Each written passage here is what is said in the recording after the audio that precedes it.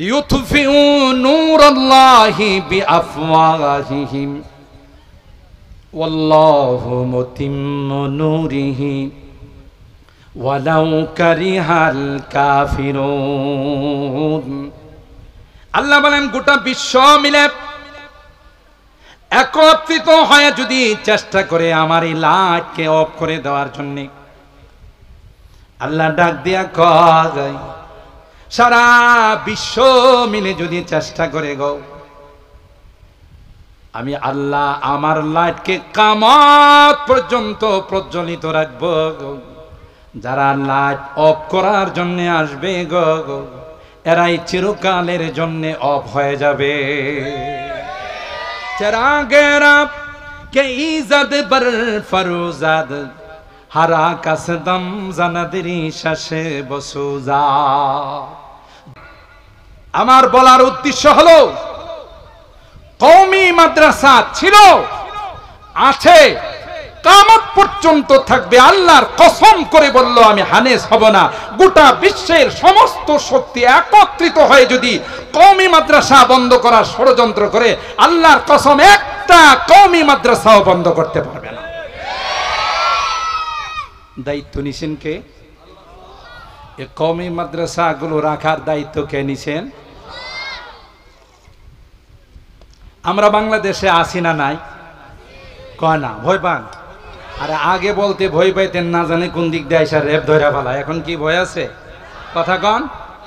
আমরা বাংলাদেশে আসি না চলে গেছি?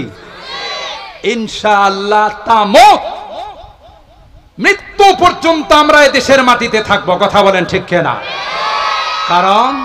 কারণ আমাদের কোনো সেকেন্ড হোম নাই, বিদেশে আমাদের কোনো বাড়ি নাই, সুইস ব্যাংকে আমাদের কোনো অ্যাকাউন্টও নাই। কথা কন। আর যারা বিগত দিনে কথাগুলো বলছিল, এরা সেকেন্ড হোম বানাই রাখছে বিদেশে, সুইস ব্যাংকে টাকা জমা করে রাখছে, টিকিট অনেক আগে করে রাখছিল, যদিও বলছিল যে পলাবো না। কথা কয় না? যদিও বলছিল পলাবো না, কিন্তু এখন আসে না পলাইছে। আমরা আসি না পলাইছি? আপনারা আসেন না পলাইছেন? ঠিক না বে ঠিক? মুহতারাম হাজিরিন, স্পষ্ট ভাবে আল্লাহ পাক জানিয়ে দিয়েছেন এই কোরআনের লাইট আমি জ্বালিয়েছি। পৃথিবীর কোনো বাপের বেটার শক্তি নাই আমার এই লাইটকে অফ করার। ইউরিদুনা লিইউতফিউ নূরাল্লাহি বিআফওয়াহিহিম ওয়াল্লাহু মুতিম্মু নূরিহি ওয়ালাউ কারিহাল কাফিরুন। আল্লাহ বলেন গোটা বিশ্ব মিলে একত্রিত হয়ে যদি চেষ্টা করে আমার এই লাইটকে অফ করে দেওয়ার জন্য, আল্লাহ ডাক দিয়া কয় সারা বিশ্ব মিলে যদি চেষ্টা করে গো, আমি আল্লাহ আমার লাইটকে কিয়ামত পর্যন্ত প্রজ্বলিত রাখবো গো। যারা লাইট অফ করার জন্য আসবে গো, এরাই চিরকালের জন্য অফ হয়ে যাবে। চেরাগেরা কে ইজাদ বর ফরুজাদ হারা কাসদম জানাদেরি শাসে বসুজা। যারা গেছে তাদেরই মুখ পুড়ে ছাই হয়ে গেছে। ঠিক কিনা বলেন? যারাই বলতো ঘাড় মটকাই দিব, কইছেন না মোল্লা মৌলবীদের ঘাড় মটকাই দিব। আরে নাদান, ঘাড় মটকানোর গোষ্ঠী আমরা না, তোরা। তোদের পূর্বপুরুষরা আমার নবীকে গারে সাউরের মধ্যে ধরতে গিয়েছিল। কথা বলেন ঠিক কিনা? আবু জাহেলরা আমার নবীকে হিজরতের রাত্রিতে গারে সাউরে হামলা করার জন্য, ধরার জন্য গিয়েছিল। গুহার মাথায় গিয়ে আর কোনো কিছু বুঝে না। অথচ আবু বকর রাদিয়াল্লাহু তাআলা আনহু বলতেছেন, ইয়া রাসূলুল্লাহ, ওরা যদি একটু নিচের দিকে তাকায় তাইলে তো আমগো দেখা ভালাইব। আল্লাহর হাবিব আবু বকর রাদিয়াল্লাহু তাআলা আনহুর সিনার মধ্যে হাত মোবারক রাখে কয়, এই মিয়া তুমি কি মনে করছো শুধু আমরা দুইজন, আর কেউ নাই? সুবহানাল্লাহ। আমরা দুইজন গুহার মধ্যে, আর কেউ নাই না? লা তাহজান ইন্নাল্লাহা মা'ানা। না, দুইজন এখানে নাই, আমাদের সঙ্গে তৃতীয় আছেন আল্লাহ জাল্লা জালালু। এরা তাকাইবো তুমি মনে করছো না? নিচের দিকে তাকাইবো। আল্লাহ এদের ডাক দিয়া কয়, যদি ঘাটটা ফিরায়া নিচের দিকে তাকাস, মর মর করে মটকাই দিব ঘাড়গুলো। কথা বলেন ঠিক কিনা?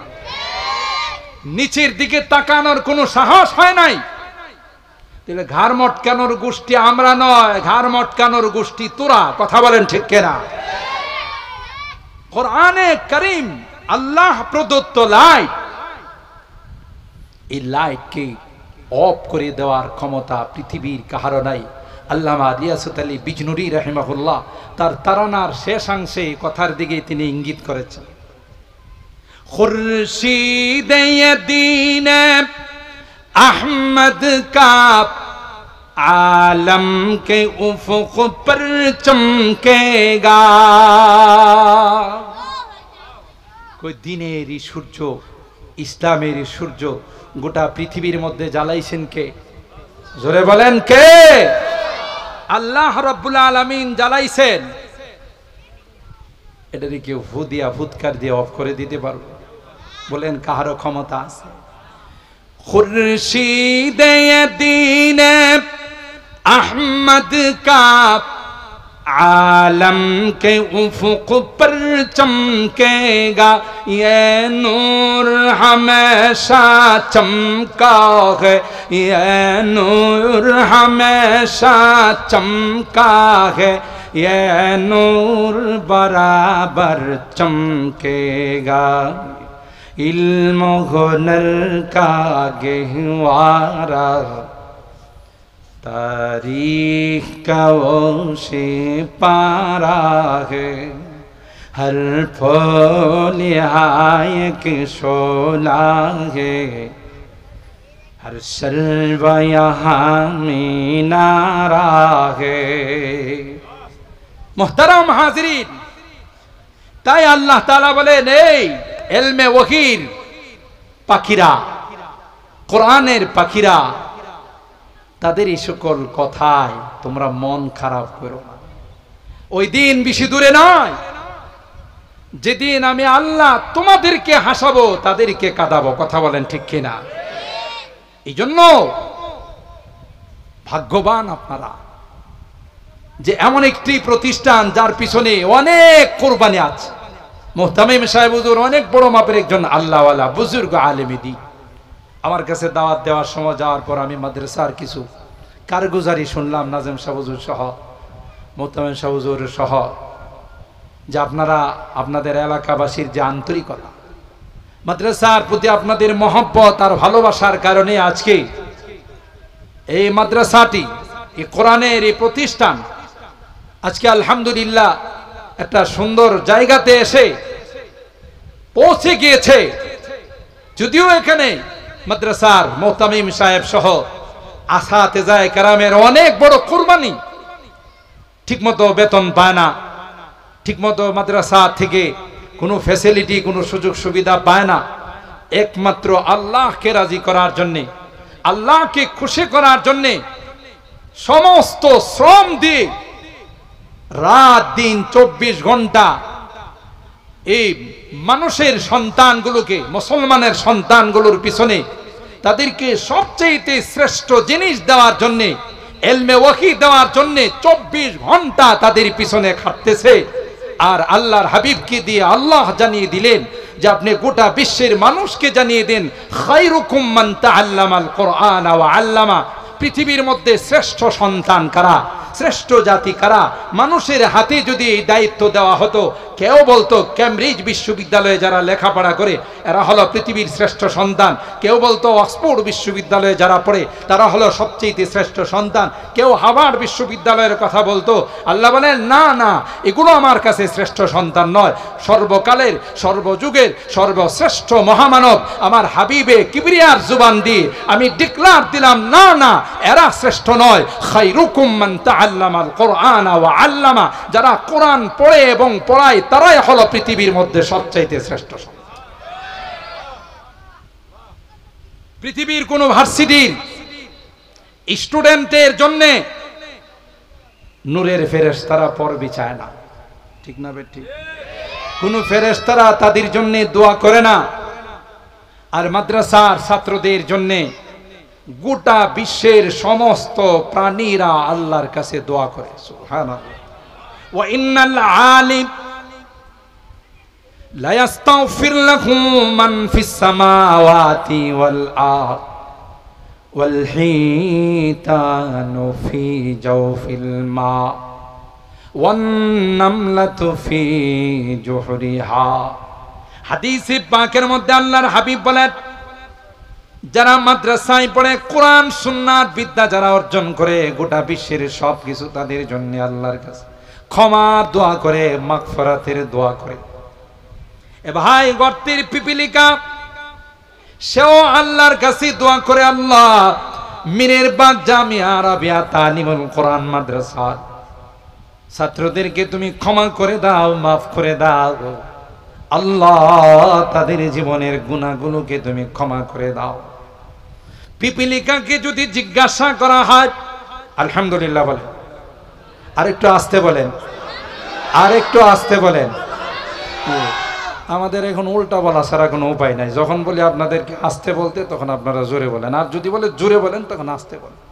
আজকের মাহফিলের যিনি মধ্যমণি, চীনা বাউনের পয়তা লাগে না, সবাই যাকে এক বাক্যে চিনেন, অত্যন্ত সুন্দর এবং চমৎকার গোছালো আলোচনা পেশ করে থাকেন আন্তর্জাতিক খ্যাতি সম্পন্ন মুফাসসিরে কোরআন হযরতুল আল্লামা আব্দুল বাসেত খান সাহেব দামাত বারাকাতুহুম আমাদের মাঝে তাশরীফ এনেছেন। আল্লাহ হযরতের ইলমে আমলে হায়াতের মধ্যে বরকত দান করুন, আমিন বলুন। আর একটু জোরে বলুন আমিন। কয়েক মিনিটের মধ্যেই আমার আলোচনার ইতি টানবো, কারণ মেহমানদেরকে বসিয়ে রেখে আলোচনা করার অভ্যাস আমাদের নাই। আলহামদুলিল্লাহ, হযরত চলে আসছেন, রাতও হয়ে গেছে অনেক। এই জন্য আমি আমার আলোচনার শেষ পর্যায়ে চলে আসছি। ও ভাই, যাদের জন্য পৃথিবীর সমস্ত প্রাণীরা আল্লাহর কাছে দোয়া করে, তারা দোয়া করে আমাদের জন্য। সুবহানাল্লাহ বলেন। এরা ওই যে শুরুতে আয়াত বললাম, ইয়াকুলুনা রব্বানা আমান্না ফাগফির লানা ওয়ারহামনা ওয়া আনতা খায়রুর রাহিমিন। আমি আর আপনি যখন ঘুমের জগতে ডুবে থাকি, সেই শেষ রাত্রে কাঁচা ঘুম ভেঙে আমার এই কোরআনের মাসুম বাচ্চারা উযু ইস্তেনজা করে পাক পবিত্রতা অর্জন করে কোরআনে কারীমকে সামনে নিয়ে জাতির জন্য আল্লাহর কাছে দোয়া করে, আল্লাহ এই মিরের বাগ এলাকার মানুষগুলোকে তুমি মাফ করে দাও। সুবহানাল্লাহ। তাদের কারণেই এই মাসুম বাচ্চাদের দোয়ার বরকতে আল্লাহ আমাদেরকে টিকে রাখছেন। নচেত যে পরিমাণ গুনাহ আমাদের দ্বারা হয়, বহু আগে আল্লাহ আমাদেরকে ধ্বংস করে দিতেন। ঠিক কিনা বলুন? মাঝে মধ্যে ভূমিকম্প এসে একটু চুকি দেয়া যায়, আসে না? একটু নাড়াচাড়া দেয়া চলে যায়। ভূমিকম্পেরই জিজ্ঞাসা করলে কি ব্যাপার, দেখা দিয়ে চলে আসলেন, কই গেছিলাম তো তোমাদের গুনার কারণে। চলে আসলেন কা? গিয়ে দেখলাম মিরের বাগ মাদ্রাসার হিফজখানা মক্তবের ছাত্ররা, মাসুম বাচ্চারা শেষ রাত্রে উঠে কোরআনের তিলাওয়াত করতেছে। মালিককে বললাম, আল্লাহ লোকেশন কি ভুল হয়ে গেল কিনা? সুবহানাল্লাহ। লোকেশনটা কি ভুল হয়ে গেল কিনা? কেন?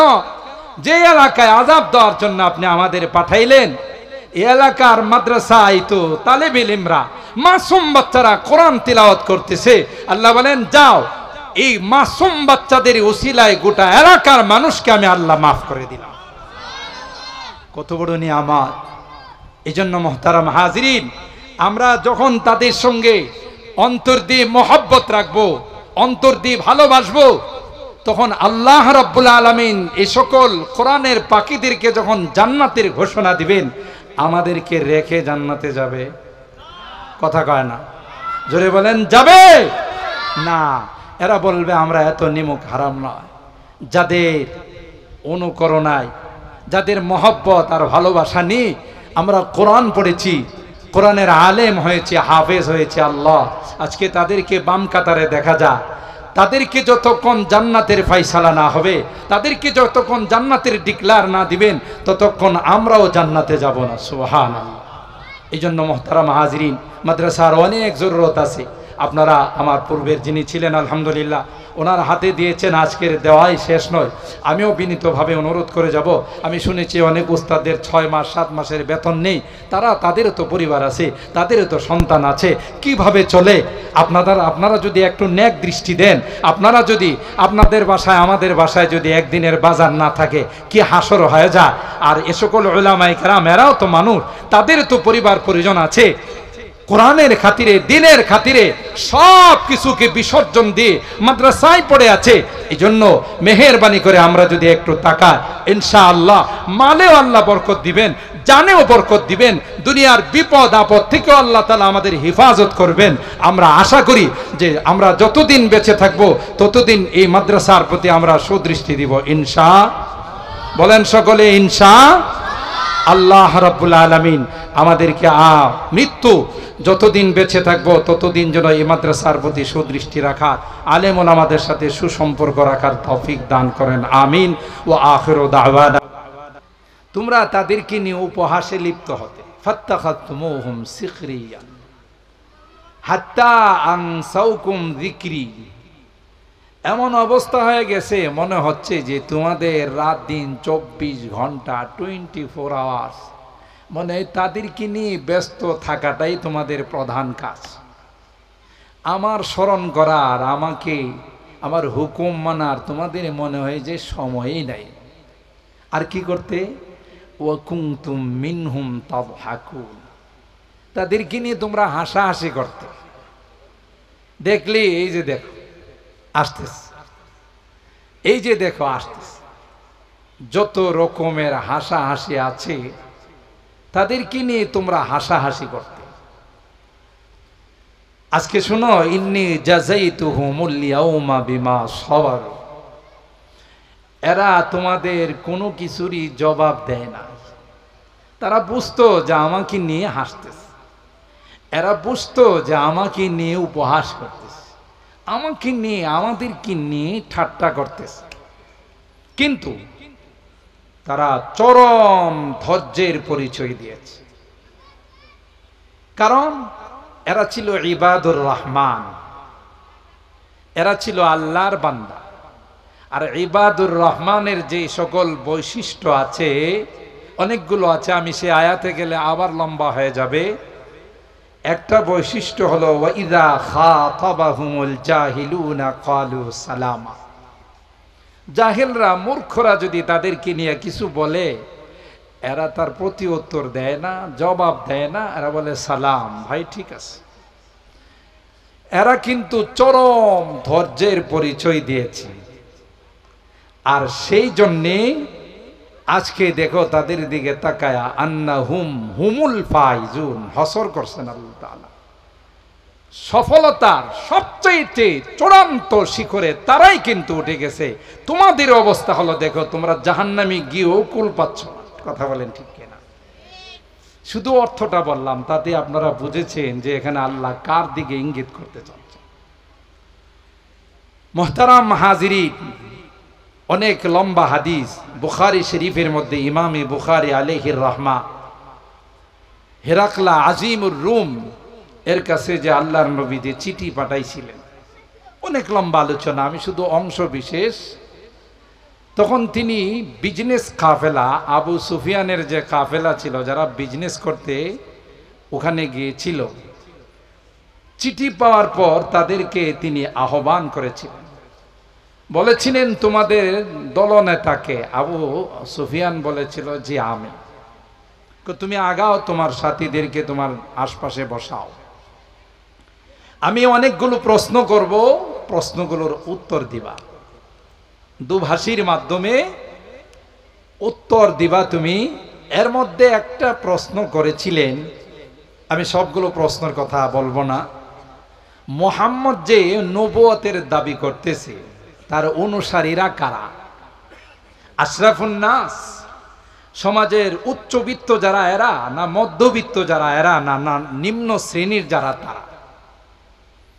আবু সুফিয়ান জবাব দিয়েছিলেন যে না, উচ্চবিত্ত মধ্যবিত্ত না, যারা নিম্নবিত্ত এরাই মূলত ওনার অনুসারী।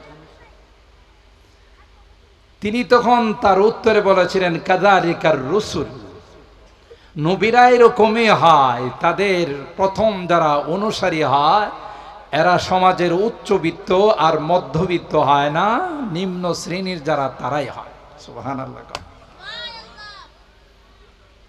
বুঝা গেল যুগে যুগে এলমে ওহির মাহওয়ালে, এলমে ওহির মার্কাজে যারা আসবে, যারা নায়েবে রাসূল হবে, ওয়ারাসাতুল আম্বিয়া যারা হবে, তারা খুব উচ্চবিত্ত শ্রেণীর লোকজন এখানে লেখাপড়া করতে আসবে না।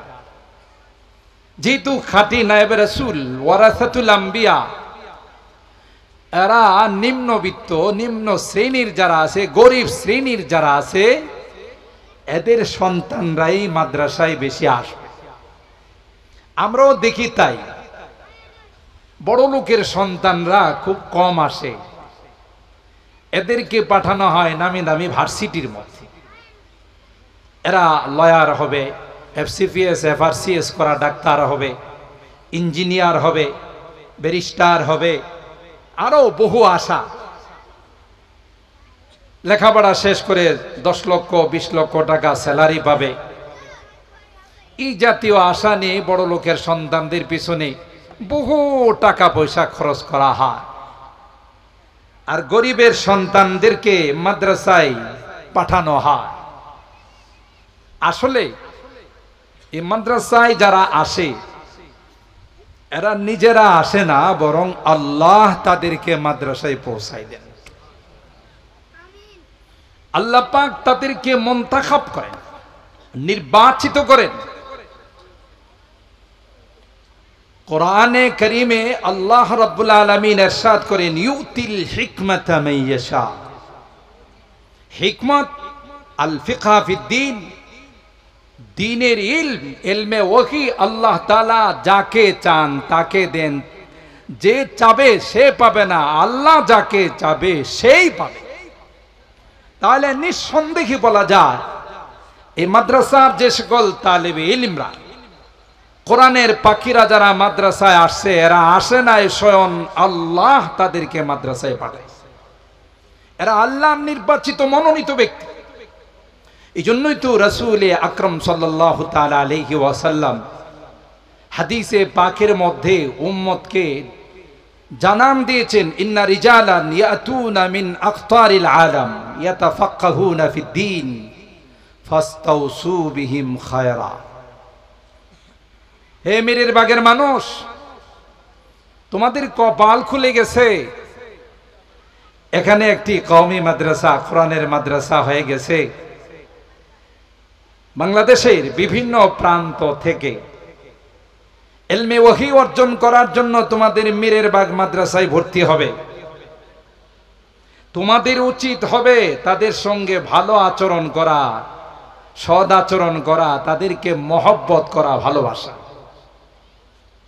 কি লাভ হবে? লাভ হবে এরা যখন জান্নাতের মেহমান হবে, তোমাদেরকে রেখে জান্নাতে যাবে না। সুবহানাল্লাহ কইবেন না? আল্লাহ আল্লাহ। দুনিয়ার কোনো মহব্বত তোমার কাজে লাগবে না, দুনিয়ার কোনো সম্পর্ক কাজে লাগবে না, সব কাট অফ হয়ে যাবে, বিচ্ছিন্ন হয়ে যাবে। একজন আরেকজনকে দোষারোপ করবে, নেতা দোষারোপ করবে তার কর্মীদেরকে, কর্মী দোষারোপ করবে নেতাদেরকে। وقال الذين اتبعوا لو أن لنا كرة فنتبرأ منهم كما تبرأوا منا।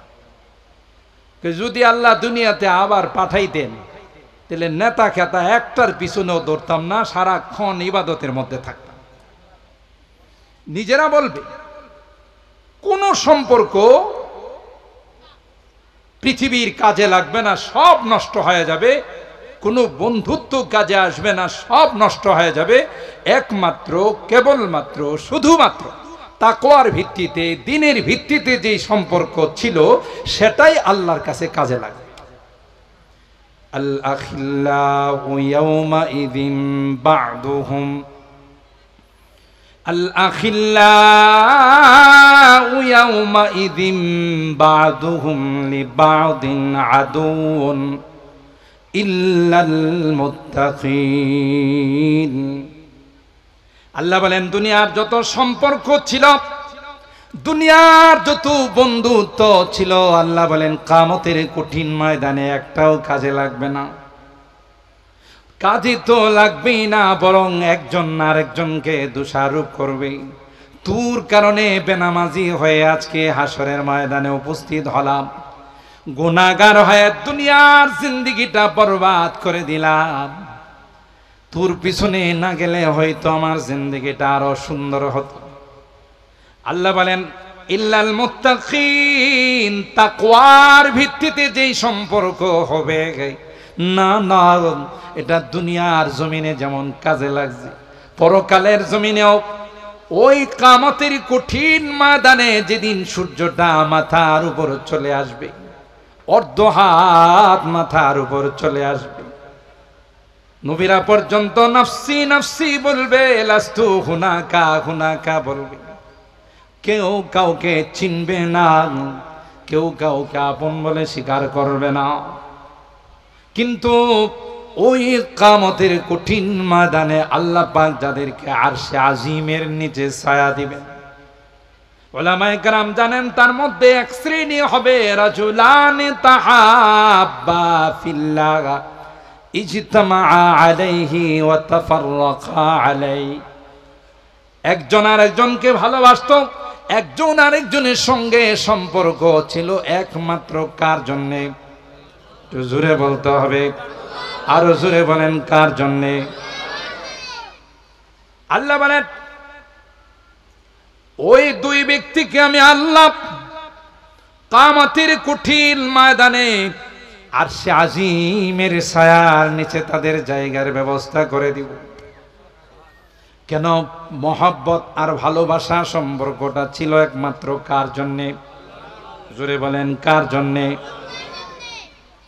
আর ভাইরা, কোনো সম্পর্কই কাজে লাগবে না, সব ধূলিসাৎ হয়ে যাবে, কিন্তু দ্বীনের জন্য, কোরআনের জন্য যে ভালোবাসা, ওই ভালোবাসা শুধুই পরকালে না, যখন আপনাকে একা একা কবরে রেখে চলে আসবে, কে আপনার সঙ্গে হবে না।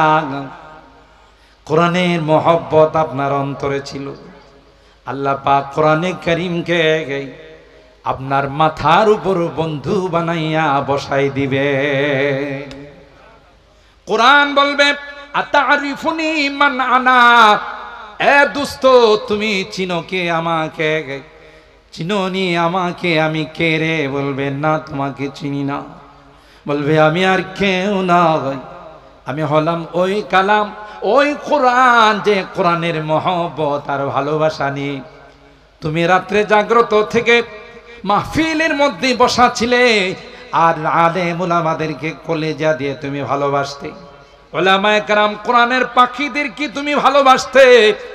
আল্লাহ পাক আজকে তোমার কবরের মধ্যে কেউ নাই, তোমার ছেলে পর্যন্ত লাশটা নামাইয়া কাফনের গিরাটা খুলি দিয়া তোমার চেহারাটা পশ্চিমমুখী করে তোমার ছেলেটা পর্যন্ত উঠে চলে আসলো, কেউ নাই, কেউ নাই। আল্লাহ আমাকে বন্ধু বানাইয়া তোমার মাথার উপর বসাই দিয়েছেন। এ দোস্ত, যতক্ষণ পর্যন্ত আল্লাহর জান্নাতের মেহমান না বানাবো, ততক্ষণ পর্যন্ত তোমার সঙ্গ ছেড়ে যাব না। আল্লাহু আকবার। আর ভাইরা, বিশ্ববিদ্যাপীঠ দারুল উলুম দেওবন্দ, অবাক হবেন আমরা যখন দেওবন্দে লেখাপড়া করে গই, দেওবন্দ মাদ্রাসার যিনি সদরুল মুদাররিসিন শেখুল হাদিস সৈয়দুল আরব ওয়াল আজম, শেখুল আরব ওয়াল আজম, আওলাদে রাসূল হযরতে হুসাইন আহমদ মাদানী রাহিমাহুল্লাহর হাতের গড়া শাগরেদ এবং খলিফা। দেওবন্দ মাদ্রাসার সদরুল মুদাররিসিন মানে হলো গোটা বিশ্বের সদরুল মুদাররিসিন, সমস্ত মুদাররিসের যিনি হেড। বুখারী শরীফ আব্বাল পড়া আল্লামা নাসির খান সাহেব, আল্লাহ তাআলা ওনার কবরকে নূরে ভরপুর করে দেন, বলেন আমিন। হযরতের বাসায় আসরের সময় আমরা কিছু তালেব ইলম নসিহত শোনার জন্য যে আল্লাহওয়ালাদের কাছে যাওয়া, একটু নসিহত শোনা জীবনের জন্য অনেক পাথি, অনেক বড় সম্বল, অনেক বড় সম্বল। আমরা কিছু ছাত্র দাওরা হাদিসের কিছু ছাত্র হযরতের বাসায় গেলাম। যাওয়ার পর হযরত আমাদেরকে দেখে ঘরে বসাইলেন, আমাদেরকে বললেন তুম बैठ যাও मैं आ रहा हूं, তোমরা বসো আমি ভিতর থেকে আসতেছি। আমরা মনে করলাম হযরত বোধহয় কোনো জরুরত হয়ে গেছে। কিছুক্ষণ পর ট্রেতে করে চানাচুর বিস্কুট চা নিয়ে হযরত নিজে উপস্থিত হয়ে গেলেন। আমরা দাঁড়িয়ে গেলাম, বললাম হযরত आप तकलीफ उठा रहे हैं, हम तो आपसे कुछ नसीहत सुनने के लिए आए हैं। আপনি কষ্ট করতেছেন হযরত, আমরা তো আপনার কাছে বরকত নেওয়ার জন্য, কিছু উপদেশ শোনার জন্য আসছি। ভাই ভালো করে শুনেন, দেওবন্দ মাদ্রাসার শাইখুল হাদিস হযরত হুসাইন আহমদ মাদানীর হাতের গড়া শাগরেদ হযরত হুসাইন আহমদ মাদানীর খলিফা, তিনি আমাদেরকে ডাক দিয়ে বলেন, ভাই তুম তো রসুল কি মেহমান হো। বুঝেন নাই উর্দু? তোমরা তো রসুলের মেহমান। मैं तो मेहमान रसूल की मेहमान के कुछ खिदमत कर रहा हो, ताकि अल्लाह मुझको भी तुम्हारे साथ जन्नत के मेहमान बना दे। আমি তো তোমাদের কিছু খেদমত করতেছি, যেহেতু হাদিসে আসছে যে তোমাদের কাছে দেশ বিদেশ থেকে ইলমে ওয়াহি অর্জন করার জন্য কিছু কোরআনের পাখিরা আসবে, তাদের সাথে মহব্বত রাখো, তাদেরকে ভালোবাসো, তাইলে আমি নবী তোমার উপর খুশি হয়ে যাব। সে আশা নেই, আমি একটু খেদমত করতেছি, যদি আল্লাহ আমার উপর খুশি হয় আমাকে নাজাত দিয়ে দে। সুবহানাল্লাহ বলেন। কেস তিনি কত বড় মাপের একজন আলেমী দ্বীন, তিনি বলেন যে তোমাদের খেদমতের ওসিলায় যদি আল্লাহ আমাকে জান্নাতের মেহমান বানায় দেন। সুবহানাল্লাহ বলেন। ওনাদের ইখলাসের বরকতে আজকে দেওবন্দের শাখা প্রশাখা গোটা বিশ্বের মধ্যে ছড়িয়ে ছিটিয়ে পড়েছে, এবং যত বাতিল আছে যদি ভয় পায় একমাত্র দেওবন্দের সন্তানদেরকে ভয় পায়। ঠিক বললাম? কাউকে ভয় পায় না, জানে এরা পদের লোভী নয়, এরা টাকা পয়সার পাগল নয়, এরা তলোয়ারের সামনে দাঁড়িয়ে হলো সত্য কথা বলে যাবে, তাদেরকে সত্য থেকে কোনো কিছুই পিছপা করতে পারবে না। ঠিক না বে ঠিক বলেন? কেন? আমরা তাদেরই উত্তরসূরি যারা ইংরেজদের সামনে মাথা নত করে নাই। কথা বলেন ঠিক কিনা? শাইখুল আরব আল আজম আওলাদে রাসূল হযরত হুসাইন আহমদ মাদানী রাহিমাহুল্লাহ, তিনি আফসোস করে বলতেন আর কানতেন, আহ যদি উলামায়ে কেরাম ইসলামী রাষ্ট্রের নামে পাকিস্তানকে যদি পৃথক না করত, ইসলামী হুকুমতের নামে যদি পৃথক না করত, আমরা যদি আজকে এক থাকতাম, তাহলে গোটা ভারত উপমহাদেশ আমাদের কদমের নিচে চলে আসত। দূরদর্শী ছিলেন, এই জন্যে আমাদের আকাবের তাদেরকে কোনোভাবে কোনো অবস্থাতেই ইংরেজরা বাতিলরা তাদেরকে মাথা নত করাইতে পারে নাই। হকের আওয়াজ তাদের মুখ থেকে, তাদের জুবান থেকে স্তব্ধ করাইতে পারে নাই। শুলিতে চড়েও, ফাঁসির মঞ্চে উঠেও হকের কথা বলে গেছেন। কথা বলুন ঠিক না? হে আজমে হুসাইন আহমদ সে বাপ হঙ্গামায়ে গিরোদারিহা,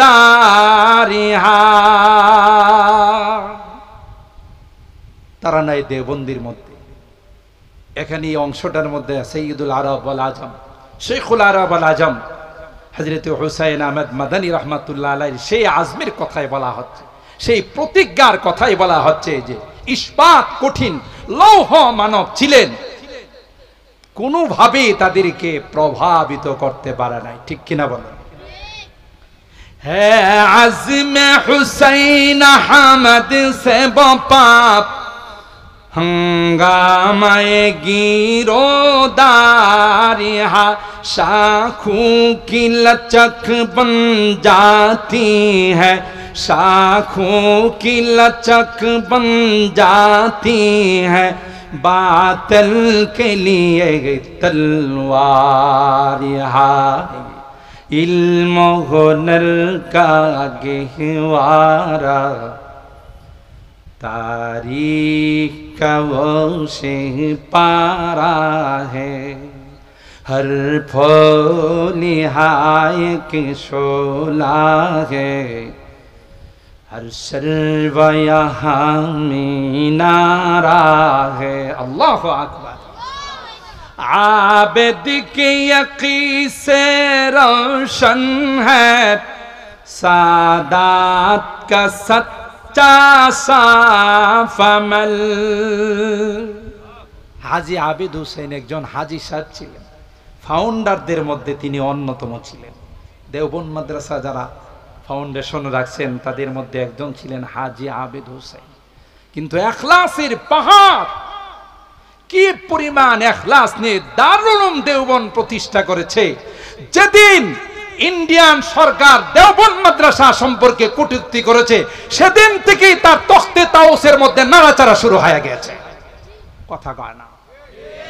সেদিন থেকেই নাড়াচাড়া শুরু হয়ে গিয়েছে। তুমি জানো না?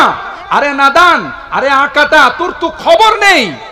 এই দেওবন্দ মাদ্রাসার সম্পর্ক রওজায়ে পাকের সঙ্গে, রওজায়ে পাকের সম্পর্ক আরশে আজিমের সঙ্গে। কথা বলেন ঠিক কিনা? जो शम्अ यक़ी रोशन है यहाँ, वो शम्अ हरम का परतौ है। এখানে যে লাইটটা দেখতেছো, এটা মনে করো না কোনো বিদ্যুতের লাইট, এটা নুরানি লাইট, আসমানি লাইট, কোরআনের লাইট। যেই লাইট প্রকাশ দিচ্ছে দেওবন্দকে, আর দেওবন্দ গোটা বিশ্বে ছড়িয়ে থাকা তার শাখা প্রশাখায় প্রকাশ দিচ্ছে। কথা বলেন ঠিক কিনা? তুমি কি মনে করছো এরা রানা প্লাজা যে ধাক্কা দিয়ে ফেলাই দিবা? রানা প্লাজা যখন ধসলো, তখনকার একজন স্বরাষ্ট্রমন্ত্রী ছিল মগা চৌধুরী, ঠিক না? এই মগা চৌধুরী সাংবাদিকরা জিজ্ঞাসা করে যে স্যার, এটা যে এভাবে পড়ে গেল, ধসে গেল, কি কারণ আপনি মনে করেন? আরে বললেন না, কয়েকটা পোলাপাইন একসাথে গিয়ে ধাক্কা মারছিরা বেড়ে গেছে। কি পরিমাণ মগা হলে? আরে মগারও তো একটা ক্যাটাগরি আছে, এত ক্যাটাগরি ছাড়া মগা। কথা বলেন ঠিক কিনা? এত বড় একটা বিল্ডিং বলে কয়েকটা পোলাপাইন ধাক্কা দিয়ে ফেলাই গেছে। আফসোস আমাদের কপাল যে এদেশে এমন ধর্মমন্ত্রী হয়ে গেছে, বা হয় এখন না, আগের কথা বলতেছে, যে ধর্মমন্ত্রীকে যখন তার ছেলে জিজ্ঞাসা করে যে আব্বা, এই যে এত টাকা খরচ করে মানুষ মক্কায় যায়, এটা কি জন্য যায়? ধর্ম প্রতিমন্ত্রীর সন্তান তাকে জিজ্ঞাসা করে, আর ধর্ম প্রতিমন্ত্রীর উত্তরটা দেখেন কত সুন্দর। কো বাবা, এটা বুঝবা না, এটা একটা বিশ্ব কনফারেন্স। বুঝছেন জবাব? এটা একটা বিশ্ব কনফারেন্স। কত বড় মগা হলে হজের মতো একটা ফরজকে বিশ্ব কনফারেন্স, ঠিক না? ওই যে নৌকার মধ্যে 3 গাধা, একটা কৌতুক আছে, নৌকা দিয়া পানিপথে যাচ্ছে, নৌপথে একটা গাধার মাথায় আসছে যদি কোনো কারণে নদীতে আগুন লাগে, বুঝেন নাই? কোনো কারণে যদি নদীতে আগুন লাগে, এর মাথায় আসছে, তাহলে মাছগুলো কোথায় যাবে? নদীর এতগুলো মাছ, এগুলো যাবে কোথায়?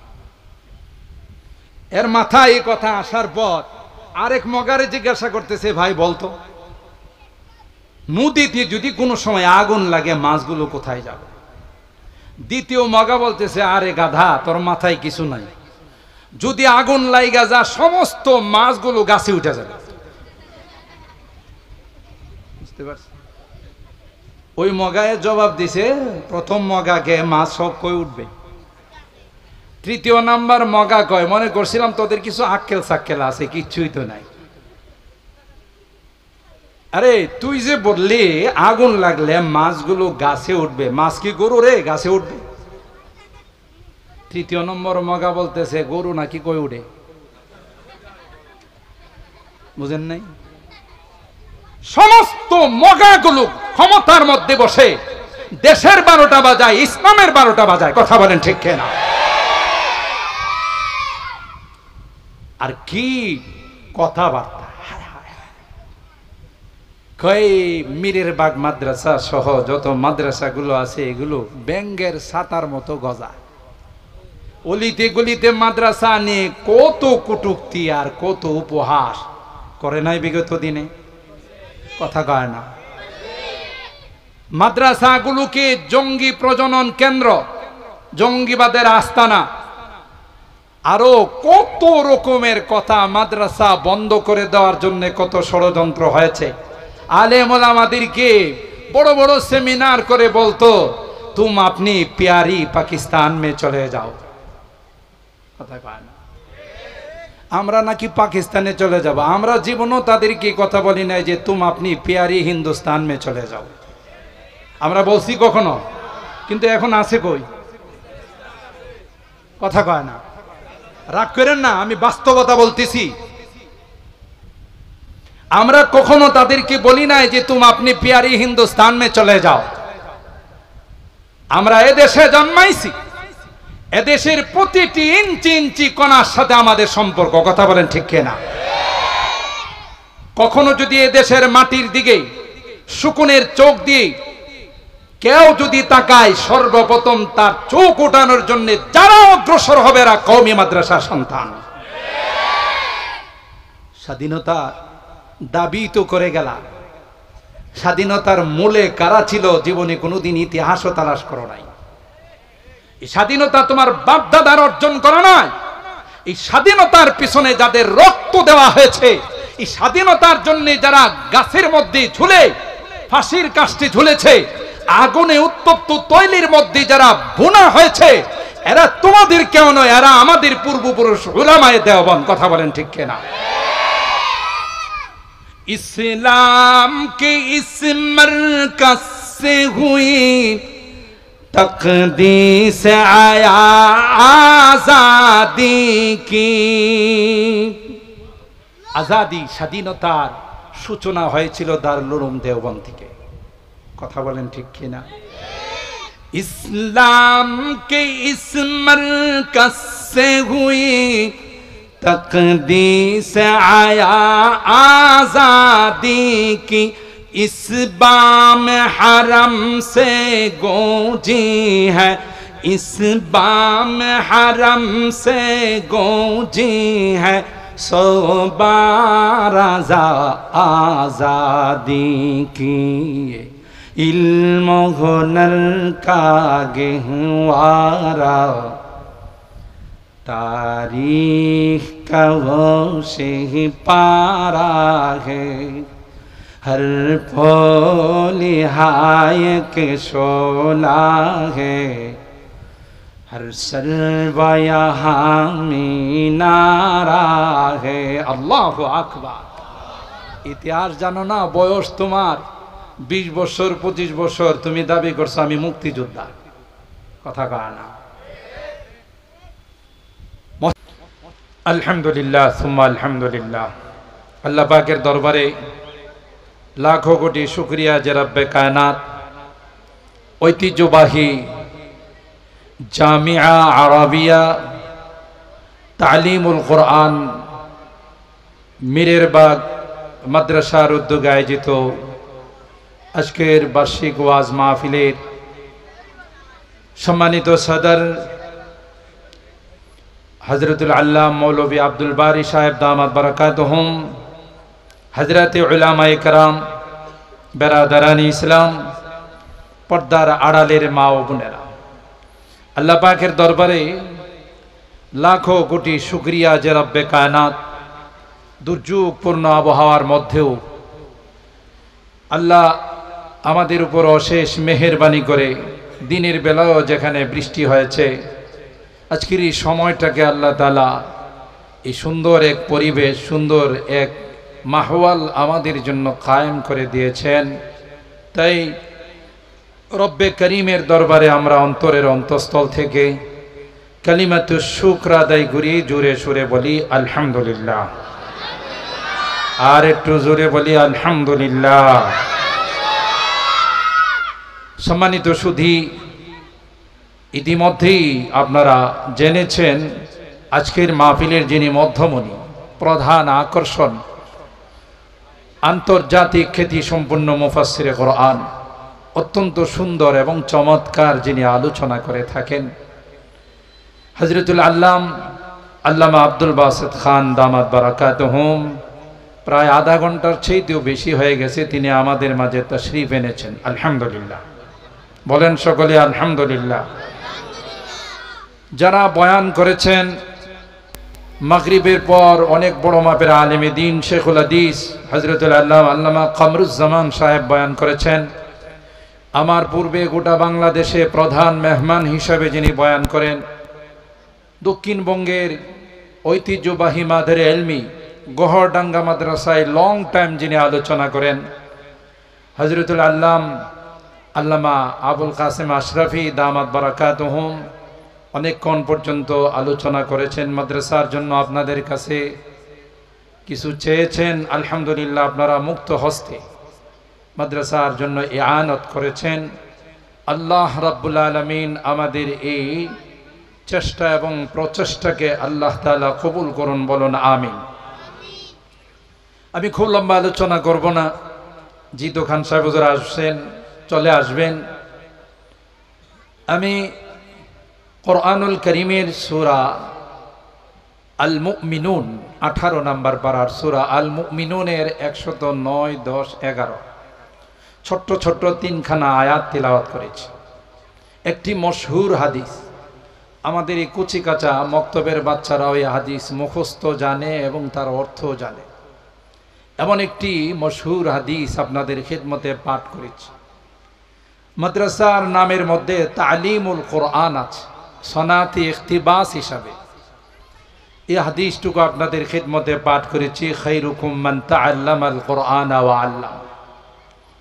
এই সকল মাদ্রাসাগুলোর গুরুত্ব, যারা এই মাদ্রাসাগুলোতে পড়ায় এবং পড়ে, আমরা যারা এই মাদ্রাসাগুলোকে দিল দিয়ে মহব্বত করি, আমাদের কি লাভ এবং এদের সাথে সম্পর্ক রাখলে পরকালে আমরা কি পাব, এই দুই একটি কথা বলি আমি আমার আলোচনার ইতি টানবো ইনশাআল্লাহ। লম্বা কোনো খুতবা পড়ি নাই, মুকাদ্দিমা এবং ভূমিকার মধ্যে লম্বা কোনো আলোচনা করে অভ্যস্ত নয়, তাই সরাসরি আলোচনায় চলে যাচ্ছি। প্রথমে কোরআনে কারীমের আয়াতটুকুনের অর্থটা আপনাদের খিদমতে আরজ করি। আল্লাহ রাব্বুল আলামিন ইরশাদ করেন, ইন্নাহু কানা ফারীকুম মিন ইবাদি। দুনিয়াতে আমার এক শ্রেণীর বান্দা ছিল, একটা গ্রুপ ছিল, তাদের কাজ ছিল ইয়াকুলুনা রব্বানা আমান্না ফাগফির লানা ওয়ারহামনা। তারা হাত তুলে আল্লাহর কাছে সকলের জন্য দোয়া করত, হে রব আমরা তোমাকে বিশ্বাস করেছি, ফাগফির লানা তুমি আমাদেরকে ক্ষমা করে দাও, ওয়ারহামনা আমাদের সকলের উপরে তুমি রহম করো, দয়া করো, ও আনতা খায়রুর রাহিমিন তুমি তো উত্তম রহমকারী, দয়াকারী। এ হলো প্রথম আয়াতের অর্থ। আল্লাহ পাক বলেন, ফাত্তাখাতুমুহুম সিখরিয়ান হাত্তা আনসাউকুম যিকরি। এই দুনিয়ার মানুষেরা, এই শ্রেণীর যারা ছিল, যারা সবসময় আমার কাছে জাতির জন্য দোয়া করত, তোমরা যখন ঘুমিয়ে থাকতে এরা তাদের প্রিয় ঘুমটা ভেঙ্গে ভোর রাত্রে উঠে তোমাদের জন্য আল্লাহর কাছে ক্ষমা চাইত। কিন্তু দুর্ভাগ্যবশত তোমরা তাদেরকে নিয়ে উপহাস করো। ফাত্তাখাযতুমুহুম সিখরিয়ান, কেমন উপহাস?